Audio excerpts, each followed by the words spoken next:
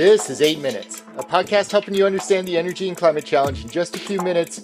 I'm your host, Paul Schuster. ESG investing turns 20 years old this year. Emerging from early forays into socially responsible investing, ESG has become a dominant factor in investment theses. But ESG is going through a bit of a roller coaster time right now. On the one hand, over $7 trillion have been allocated towards ESG funds, but the last couple of years have also seen a pretty indicative underperformance of those funds. And there's been a corresponding outflow of investment dollars that is looking less like a blip and more like a trend. So, what's going on with ESG? Is this the end of sustainable investing or a transition into something else? Let's take a look at what's changing within the ESG investment landscape, the impact that it's having on companies, and how this important tool is evolving in today's market. 8 minutes. It's how long it takes the sun's rays to hit Earth, or, well, how long would it take to blow out 20 candles for ESG's birthday? Probably not 8 minutes, but we won't mention how long it would take me to blow out my candles. Let's get it on.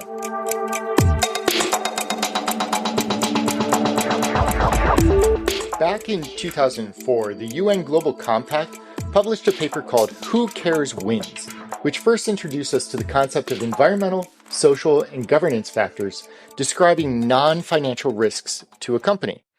The initial reasoning behind ESG wasn't supposed to be super controversial. It was a way for stakeholders to systematically evaluate a company's performance on something other than strictly financial parameters. A company engaging in, for instance, child labor or in bribing local governments for access to financial gain, ESG was meant to educate stakeholders on the companies that were growing profitably without harming society, staying within the bounds of what would be considered responsible business. A robust reporting market emerged to report against these new criteria, and investors began to recognize that companies that followed good ESG practices delivered higher market performance than those that cut corners or engaged in questionable societal practices.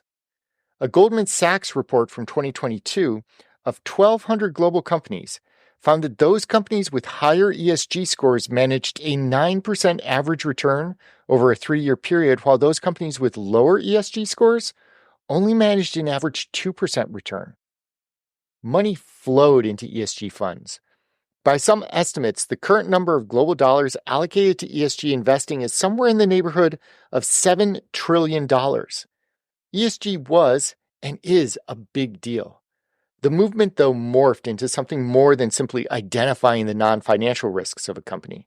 For instance, investors started to equate ESG with impact investing or social investing, putting capital behind companies doing good and not just not doing bad.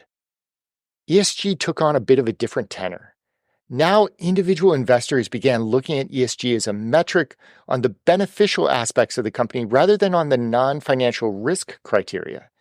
And that beneficial lens, more often than not, took the form of whether the company's activities were environmentally friendly, climate friendly, or not.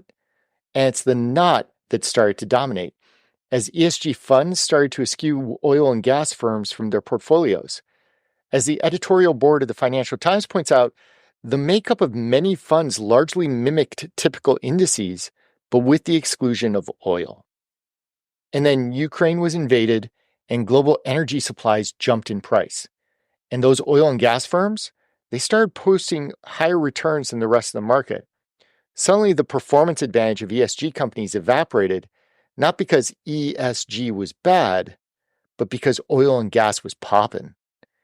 Add on to this a few other factors that were starting to contribute to the bloom coming off ESG investing. First, the reporting standards for ESG were and are all over the place. There didn't exist a singular standard for reporting, with perhaps the exception of Europe's Corporate Sustainability Reporting Directive, the CSRD, or the International Sustainability Standards Board's recent guidance for IFRS reporting entities. Prior to those standards, and frankly still relevant for U.S. companies, is a hodgepodge of reporting institutions, each focused on a different piece of ESG. Without a common quantitative approach, well, companies have become really good at messaging their efforts, and it's become difficult for stakeholders to truly evaluate between companies. Second, ESG started as an evaluation of a company's risk in each of those pillars, But the term has become all-encompassing at the risk of losing the specificity originally intended. As Morningstar's head of ESG strategy, Thomas Koo, points out, there is no such thing as an ESG company. The implication, ESG is turned from a measurement of the risks a company bears into a marketing tool to showcase the beneficial aspects of the organization. Third factor, ESG got caught up in the culture wars reverberating around the US right now.